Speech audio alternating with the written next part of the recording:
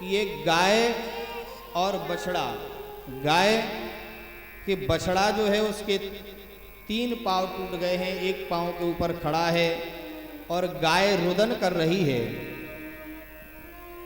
और वह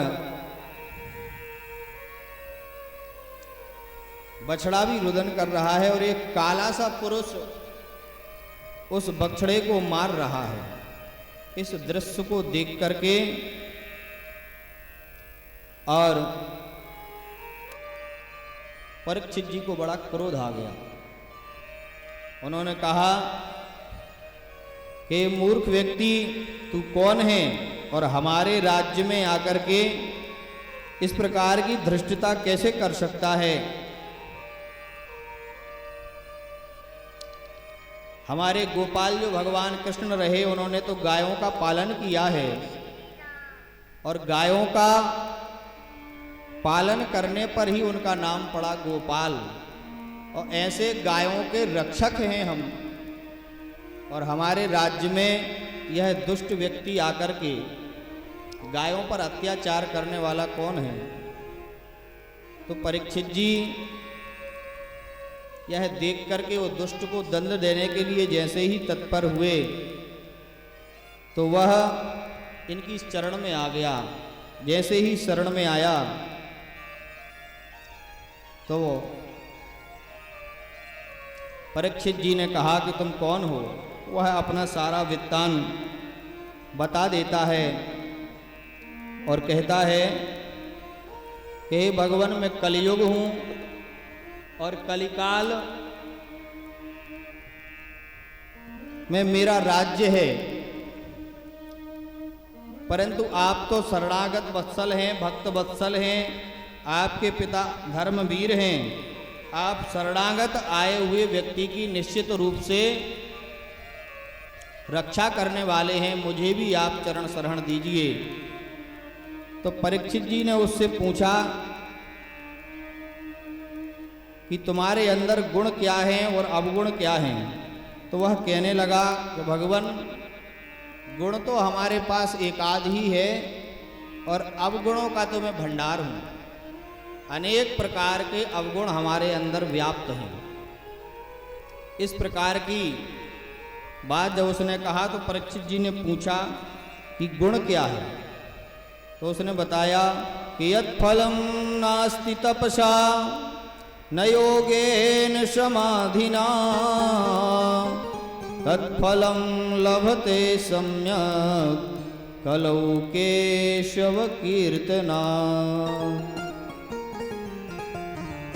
कहता है कि इस कलिकाल में न तपस्या करने से जो फल प्राप्त नहीं होता है, योग आदि क्रिया करने से, समाधि तक लगाने से जो फल की प्राप्ति नहीं होती है, भगवान की प्राप्ति का साधन जो है वह योग समाधि आदि से जो प्राप्त नहीं होता है, वह केवल हमारे कलिकाल में भगवान का नाम संकीर्तन आदि करने से ही वह फल प्राप्त हो जाता है। यह हमारे अंदर गुण हैं।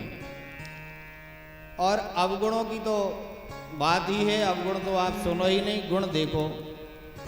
कई प्रकार के उसने लाभ बताए। मानस पुण्य होए नहीं पापा, कलयुग का अपनीत प्रतापा, कलयुग केवल नाम आधारा, सुमिर सुमिर नर उतर ही पारा।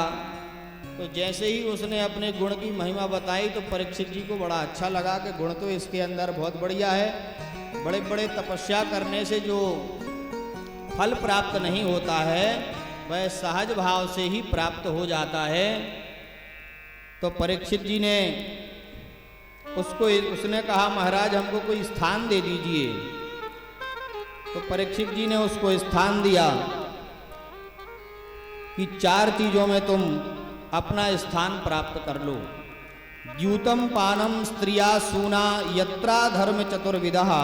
पुनः जब परीक्षित जी ने 4 चीजें उसको गिना दी। द्यूतम मतलब जुआ आदि जो खेले इस कलिकाल में, उसके जाके सर पे बैठ जाओ, वहाँ तुम्हारा स्थान होगा। और पानम मदिरा आदि का जो पान जो जीव करे, व्यक्ति करे, उस वहाँ तुम्हारी जगह होगी। और स्त्रियः जो परस्त्री गमन आदि का भाव रखता हो, दुराचार आदि की भावना जहाँ हो और ऐसे गलत कार्य हो वहाँ जाकर के तुम्हारा निवास होगा। और शूनः जहाँ हिंसा होती हो, बूचड़ खाने आदि जहाँ खुले हैं, गाय आदि की हिंसा हत्या होती होए, जीवों को मार करके मांस खाने वाले लोग जितने भी हैं उन सब की बुद्धि पर तुम्हारा राज्य होगा। उनको तुम अपने हिसाब से चलाओ, जैसे भी चलाना है। 4 चीज़ों में जब उसको स्थान दिया तो वो कहने लगा पुनश्च याचमानाय जात रूप मदात प्रभु, कि ये तो सब गड़बड़ चीज़ें हैं और आपके राज्य में इस प्रकार से पापाचार करने वाला कोई प्राणी है नहीं, तो हम कहाँ रहेंगे? एकाध कोई अच्छी चीज़ में भी हमको निवास दे दो। तो परीक्षित जी ने उसको निवास कांचनम स्वर्ण में भी दे दिया, 5म स्थान दे दिया स्वर्ण का। जैसे ही स्वर्ण में स्थान दिया